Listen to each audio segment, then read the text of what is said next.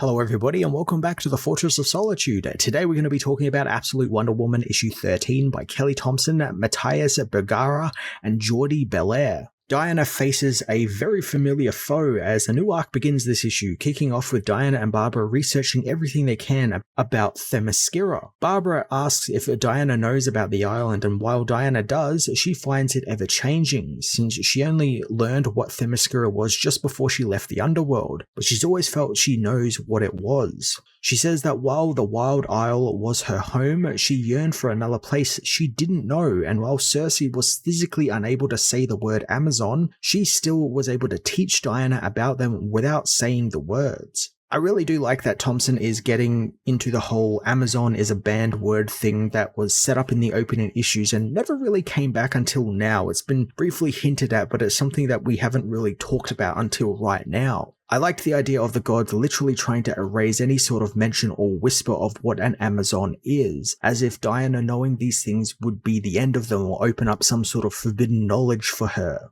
I also can't help but feel there might be some sort of meta thing there with, gods, Zeus, these predominantly male gods trying to silence a group of women and trying to erase their mark on the world. Barbara asks why Cersei never said the word Themyscira, but Diana thinks that she could, but Apollo banning the word Amazon was a trap, and so Cersei decided not to raise suspicion to what they were up to in the Wild Isle while training Diana, and saying words like Themyscira might have alerted him to that. I love how Diana explains her view on what Themyscira was to her in her teachings, almost like it was this fable that captured her imagination, and then she learned that it was indeed a real place and that she was from it, and it's very fantasy novel coded, finding out that that hidden secret world is actually real. There's also the fact that that type of revelation, finding out that this is a real place and that you are from it, would change all of the things she thought, and no doubt will change again once she is setting foot on that island and what that island actually is. Barbara is quite taken by the way Diana thinks, finding it quite unique and beautiful, wondering if it's because of who she is and how she was raised, although Diana doesn't think those things are separate. Before their conversation can continue, Diana hears reports of a casino in Reno being destroyed by some type of supernatural entity. Excusing herself, Diana speeds off as Steve comes by, telling Barbara that the heroine was hooked up to breaking international news reports and they autoplay when one happens. I'm still of the belief that the heroine will eventually at some point become the absolute version of the Hall of Justice, and this being hooked up into basically the world news and world breaking news about, disasters and things going on around it just kind of reinforces that theory. Diana heads to Reno, Nevada, finding the town in chaos and a casino decimated by an unknown force. Spotting something in the wreckage, she darts into the building, suddenly getting a feeling of a type of charged energy. However, it becomes deep, dark, and desperate, almost like a virus. That's a neat descriptor of dark magic of this universe. It's like a virus that infects all around it and makes it feel dark and sick and just full of despair and everything. It just kind of sucks the life out of everything. Suddenly, Wonder Woman is attacked by a being made of pure energy, so she conjures up her battle axe, although she believes that she's going to need more than the weapon to stop the foe. Diana, however, finds herself shocked that she went for the weapon right away, not understanding why she did that, but she thinks maybe she is feeding on the darkness somehow and it's compromised her. I love when Kelly Thompson is even writing just like little things like this where Diana has shown that she's never really gone right to violence right away. It's always been sort of like, okay, I'm in a situation that calls for it, I have to defend myself. And here in the moment where she does immediately go to violence and anger right away, Wonder Woman catches herself in it. Could have easily been a moment where she gets, the action set piece and then she learns something and learns that she did wrong. And we do that, stuff that we've seen actually over in Absolute Superman. But I like that we're kind of subverting that and she catches herself before she actually manages to go through with it. Diana puts her axe away and removes her helmet, apologizing to the energy being, hoping that they can understand her. The being answers by latching onto Diana's arm, causing her pain, but the hero doesn't let it last long, using her spell to blast apart the energy tendrils capturing her arm, although she can't tell if the energy is being hurt or angered by the spell. Despite freeing herself though, Diana finds it hard to think clearly as the immense anger and violence she can feel from this being is overwhelming, a feeling that she begins to find is bubbling up inside of her as well, and it confuses her further, so she's unsure if she's being forced to feel like this or she has always had these feelings buried deep down inside and this thing is just unlocking them. I'm liking Diana being pitted against things she's hardly fought, and those things aren't just some physical threat, but also things like emotions and feelings, things she really can't touch or attack. She tosses the axe at the being and it just falls through the energy form of it as if it is just an inconvenience. The being begins screaming, which increases the darkness around Diana, overwhelming her so much so that she begins thinking about killing. Thought is quickly interrupted when the energy being blasts the building's roof off, bringing rubble down on Diana. After a while, Diana frees herself from the concrete and metal, girding herself in the knowledge that killing and anger are not options she wants to entertain. Before she can confront the enemy though, the being blasts off into the sky, trying to escape. Donning her helmet, Diana blasts off after it, wondering if the aggression she feels fueling her pursuit is part of the villain's plan, or if she can even form plans or thoughts, or what even is this thing. I like the idea of this being a two-tier fight. Diana isn't just physically fighting the being, but also fighting the urges she's having. She's having basically like negative effects on her, like an enemy tosses like a poison vial at you, you get the poison debuff. That's basically what's happening to Diana here. She's got all these debuffs on her now that are making her misjudge what she is meant to do and make her make mistakes. It's very in keeping with the fact that Diana is basically a D&D character now and has access to magic and different weapons and has a bag of holding. It's very cool that Thompson keeps doing those little things that make Diana, or at least this Diana, much more interesting. Having lost sight of the being, Diana heads back to the Heron, telling Yaz that she isn't sure what she is fighting, but it disappeared over the Pacific Ocean. Steve has been busy monitoring the situation, finding out that whatever it was, it had a negative effect on the population of Reno. But the moment it left, the effects subsided. Diana is well aware, having felt it up close and personal, but she's more concerned with fatalities, learning from Steve that there actually weren't any, however there were some wounded. Said it before and I'll say it again, the idea of Steve and Etta and all of these guys being the sort of like support team or the guys in the chair for Diana, digging up info for her is really damn cool. I really like the idea of Wonder Woman having this team. Steve gets ready to leave as he's been called back to base, but he will check in when he can. Diana warns him to be careful before going to see what Barbara and the others have dug up, finding them all poring over old books and scrolls, trying to figure out what the being that attacked Diana is. Knowing her time won't be free from interruptions, Diana makes the most of it and gets to help with the others, helping them in their research while also taking a much needed tea break courtesy of Gia. Barbara soon finds something that shows what she believes one of the earliest battles of the Amazons against some type of sea creature. I'm liking we're finally getting a lore dump about the Amazons and their role in the world and where they were in history, which seems like it might have been erased from history, or, the gods have tried to hide the fact that they existed, being that we've seen that their words are banned. So it's great we're getting like these little tidbits, and as Barbara explains, while remains of the creature that they fought in this image were found, things like weapons, armor, and the odd appendage were the only things found on the Amazons' side. She takes it as either the Amazons have a code where they never leave the dead behind on the battlefield, or they just simply could not be killed.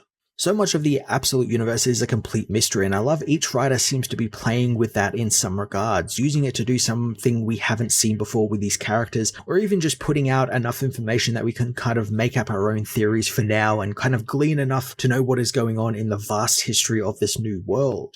Like here, I like the idea that we have the theory that like the Amazonians were like, honorable warriors who would help their dead, give them a proper burial, so take them off the battlefield. Or they could have even just been completely immortal. They were all immortal and they just could not die. But I think it's probably a bit of a mixture of both. Kind of like the Absolute Joker origin is kind of a mixture of everything. Before Diana can learn more, she hears another breaking news report of the being making landfall in Uruguay, and despite being visibly exhausted, she girds herself and blasts off to La Paloma, finding the destruction it caused by exploding a lighthouse. Seeing the firefighters are desperate For help, Wonder Woman uses her magic to call down a torrent of rain above the lighthouse, putting out the fire instantly. She begins to follow the trail of destruction the being leaves in its wake, finding emotionally compromised people along with blown up buildings and fires all around the city, before finally spotting it amongst the rubble. Before she instinctively reaches for her weapon, she stops herself, reminded that this is the being's doing and Diana must resist the darkness it is infecting her with. While Diana is obviously hunting this thing to defeat it, I do like she is trying to communicate with it and find out what it is and why it is doing this and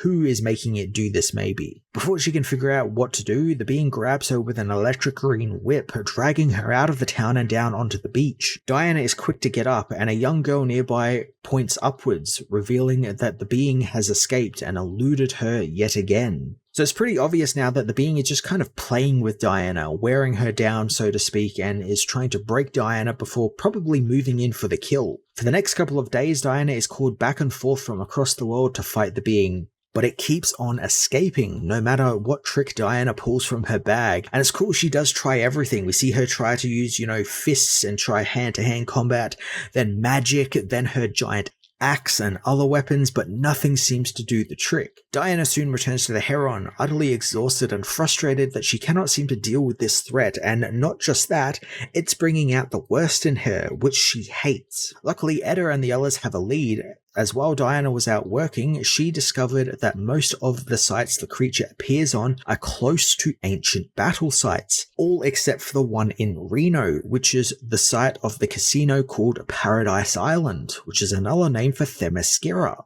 Diana knows that this isn't a coincidence, finding Etta to be brilliant since now they can figure out where the being will appear next and be ready for it when it does. Diana's little team are more than happy to build a list of possible locations as Diana heads outside to a giant tree, since as Gia puts it, all magic has a price, and Diana uses a magic that probably has a pretty hefty price at that. Diana begins to pray as the group creates a giant crime board for Diana. After much praying and many pots of coffee, the crime board is finished and Diana looks over it, appreciating the hard work. The team getting more play in this arc is kind of a winning choice for me. I said before, I really love Diana having her own little support network who helps her out on missions, coordinates with her, gives her, the lore behind what she is fighting. I like that seems to be Barbara's role in this, to have that sort of history lore. It's so refreshing to see that, especially with Wonder Woman, who never really got that sort of support network. She had,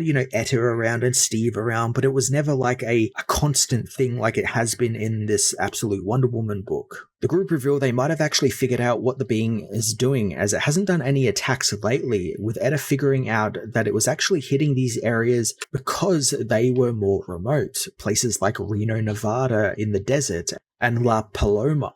Coupled with that, they found the ancient battle records in remote places like Greenland, Ireland, Russia, and China, just to name a few, and it backs up the theory that it is indeed hitting old battlefields for some reason. Soon another alert comes through, this time from Delphi, Greece, where Diana heads to and finds the being waiting for them in an empty amphitheater. Diana gets a neat little bit here where she kind of is excited to go to Greece since she's never been and she's always wanted to go to the ancient nation. And to her, getting to go there and to go to Delphi first feels kind of prophetic, like she's coming home. As she confronts the being, it attacks, but Diana is ready this time, grabbing the whip around her hand as it flails it at her. It's a foolish attempt though, as the being merely flings Diana across the amphitheater, slamming her hard into the ground hundreds of meters away. The darkness begins creeping back into Diana's mind, making her believe that she is not worthy of standing against this creature and she will die against it. As she lay defeated, she remembers Gia's words about her magic having a very high cost.